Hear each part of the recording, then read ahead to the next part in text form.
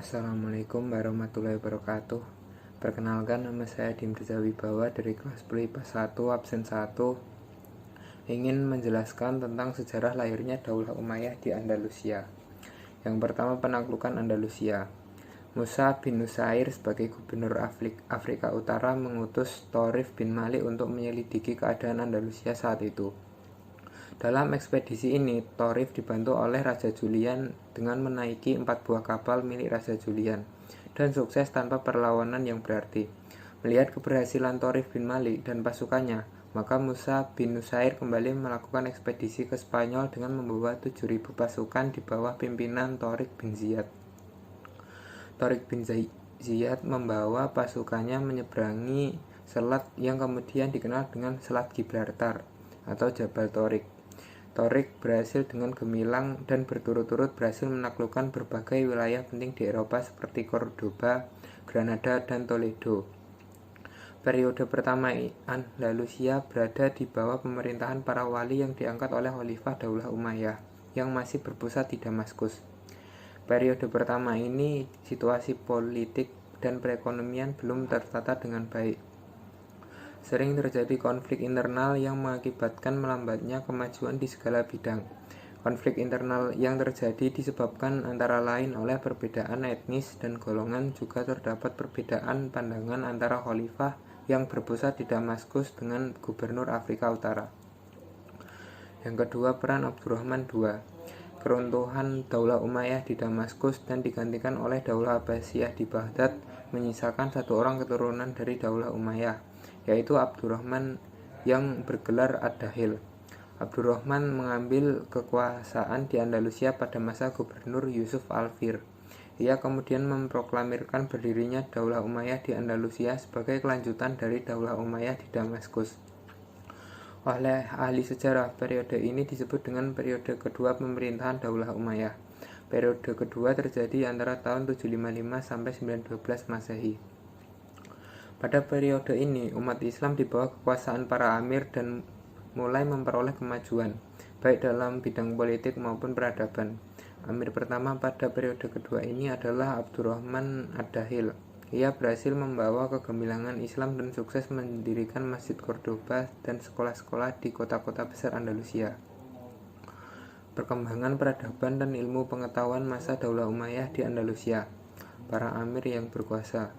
Yang pertama Abdurrahman Ad-Dahil, yang kedua Hisham bin Abdurrahman, yang ketiga Al-Hakim bin Hisham, yang keempat Abdurrahman Al-Ausat, yang kelima Muhammad bin Abdurrahman, 6 Munzir bin Abdurrahman, 7 Abdurrahman An-Nasir, 8 Hakam Al-Muntasir, 9 Hisham II, 10 Muhammad II, 11 Sulaiman, 12 Abdurrahman IV, 13 Abdurrahman V, 14 Muhammad III, 15 Hisham III. Dibagi menjadi beberapa periode. Periode pertama dimulai sejak Andalusia dikuasai pada masa Daulah Umayyah berpusat di Damaskus. Yang kedua, penguasa Andalusia pada periode kedua adalah Abdurrahman Ad-Dahil, Hisham I, Hakam I, Abdurrahman Al-Ausat, Muhammad bin Abdurrahman, Munzir bin Muhammad, dan Abdullah bin Muhammad. Yang ketiga, khalifah yang memimpin pada periode ketiga ini adalah Abdurrahman An-Nasir, Hakam II, dan Hisham II. Periode keempat terjadi antara tahun 1013 sampai 1086, di mana mulai terlihat melemah karena terpecah-pecah menjadi lebih dari 30 negara kecil.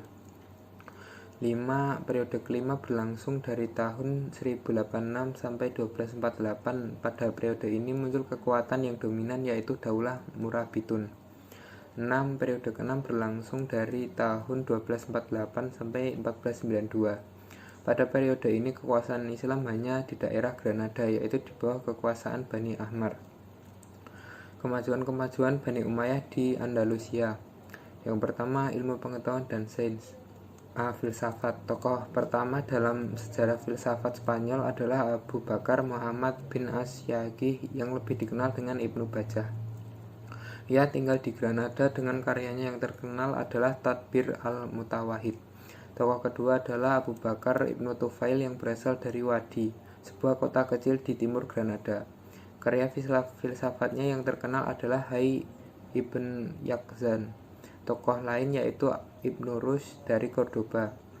Karya-karyanya yang terkenal adalah Mahbadi Falasifah, Kulliyat Tafsir Urjuna, dan Kasfu Afillah. B. Sains. Dalam hal sains, pada masa ini banyak bermunculan ilmu-ilmu seperti kedokteran, matematika, kimia, astronomi, dan geografi. Abbas bin Fams terkenal sebagai ahli dalam ilmu kimia dan astronomi sekaligus sebagai orang yang pertama kali menemukan pembuatan kaca dari batu.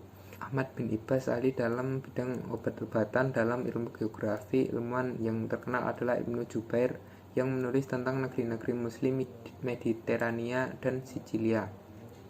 Ibnu Battuta juga salah satu ilmuwan yang terkenal hingga Samudra Pasai dan Cina. Para ahli dalam bidang kedokteran antara lain: 1. Tobib Ibnu Qurra, ia dianggap sebagai bapak ilmu kimia. 2. Ar-Razi atau Razas, karya yang terkenal adalah karya dalam bidang penyakit campak dan cacar yang diterjemahkan dalam bahasa Latin. 3. Ibnu Sina, di Eropa disebut Avicenna. Karyanya yang terkenal adalah Sofa, Najat, Sadiyat, Dens Nomeh, dan Al-Qanun fi Atib. C. Fikih Islam di Spanyol menganut mazhab Maliki yang diperkenalkan pertama kali oleh Ziyad bin Abd ar-Rahman. Dalam perkembangannya dipegang oleh seorang qadhi yaitu Ibnu Yahya. Ahli-ahli fikih lainnya adalah Abu Bakar ibn al-Qutiyah, Munzir bin Sa'id al-Baluti, dan Hazm. D. Sejarah. Orang yang pertama kali mengemukakan teori perkembangan sejarah adalah Ibnu Khaldun melalui karyanya yang berjudul Muqaddimah. 2. Peradaban dan pembangunan. A. Cordoba. Taman dan jembatan dibangun dengan indah di atas sungai yang mengalir di tengah kota. Di sekitar ibu kota berdiri istana-istana megah yang semakin mempercantik kota Cordoba. Di Cordoba dibangun Masjid Raya Cordoba. Ada juga istana Damsyik di sana. Terdapat juga Al-Qasr Al-Kabir yang di dalamnya terdapat gedung-gedung istana yang megah. Rusofat merupakan istana yang dikelilingi oleh taman yang berada di sebelah barat laut Cordoba. B. Granada. Di sana terdapat istana Alhambra dan megah, merupakan pusat dan puncak ketinggian arsitektur di Spanyol kala itu. Kisah tentang kemajuan seni arsitektur ini terlihat juga dengan bangunan istana-istana megah lainnya, seperti Istana Al-Gaza, Menara Girilda, Al-Zahra, kota satelit di Bukit Sierra Monera. Kota ini dilengkapi dengan masjid tanpa atap dan air mengalir di tengah masjid, sangat unik dan indah. Faktor-faktor yang mempengaruhi kemajuan. Yang pertama, heterogenitas komposisi masyarakat tadi Andalusia. Adanya semangat kesatuan budaya Islam yang timbul pada pemikiran ulama dan para ilmuwan. Persaingan antara mulk at-tawaif atau kerajaan-kerajaan kecil. Adanya dorongan dari para penguasa yang mempelopori kegiatan ilmiah. Kemunduran dinasti Umayyah di Andalusia. 1. Tidak jelasnya sistem peralihan kekuasaan. 2. Tidak adanya ideologi pemersatu. 3. Keterpurukan ekonomi. 4. Rasing. Sekian dari saya. Wassalamualaikum warahmatullahi wabarakatuh.